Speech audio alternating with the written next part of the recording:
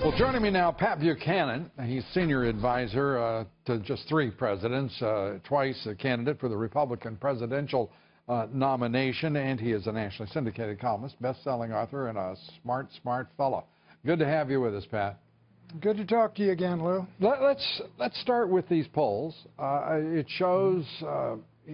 shows Trump moving rather quickly toward a closure here. And really eliminating the national lead that Hillary Clinton enjoyed just, 5 weeks ago. What do you make of it? I think it's a pretty serious matter, and it's been in the last 10 days, and he's closed the gap to almost equal, and in some 1 or 2 polls he's ahead nationally. I think he's probably still behind in the state-by-state polls, but I saw some tonight, Lou, where, you know, he's tied in Florida and 1 up in Ohio, and these are the big swing states right. You got to win. I think the momentum, the big mo, is clearly on the side of Donald Trump. And frankly, I think we saw that last night where you saw Hillary Clinton all tied up in knots over the emails and the FBI and what did she say and what was secret and what wasn't. And I can't see anything coming out in the future of any of these packets of emails that's going to be good news for her. Yeah. And some of it will come out, but I think the American people are also stunned to know that some of those emails, thousands of those emails, will not be released before 27 months runs out, well after the election.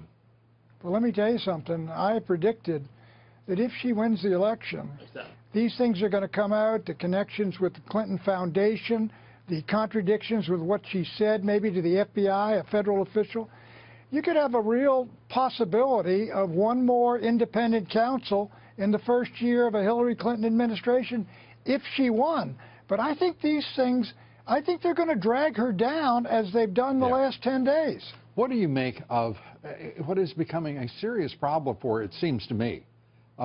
These coughing fits that she has routinely, one lasting 4 minutes the other day. Last night, forgetting that 4 Americans died while she was Secretary of State, and of which she is accused of lying about.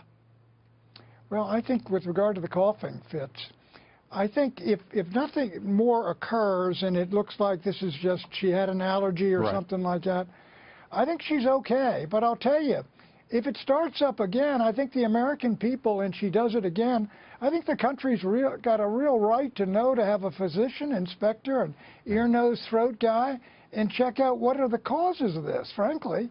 I mean, they have a right to know before they vote on her if she has some serious problem that's causing this. Well, we're talking about momentum here. Trump has it. Does he have enough of it? I think he's got it right. I mean, for the last 10 days, look, he has closed about an 8-point gap or 10-point gap to 2 points or something even, and the momentum's with him. Politics. Yeah, I think, and so I think, yeah, the momentum is clearly with him, and he's got enough, I think, to pull ahead. And also, last night, look, that's her #1 issue, foreign policy. That's where she leads Trump. But he came off fine last night there, and we got her people all complaining about Matt Lauer. You know, when you're making accusations against the referee, you probably lost the game. Well, and Matt Lauer is asking himself why he wanted to do that, I'm sure, because, but the fact of the matter is, he did fine. She did terrible. And Trump, by the way, I think did far better than fine. All the polls I looked at, and I'm talking about the ones at NBC, you know, liberal networks, their audiences said he won it. And as you point out, if she can't win on her issue, what in the world is she going to win?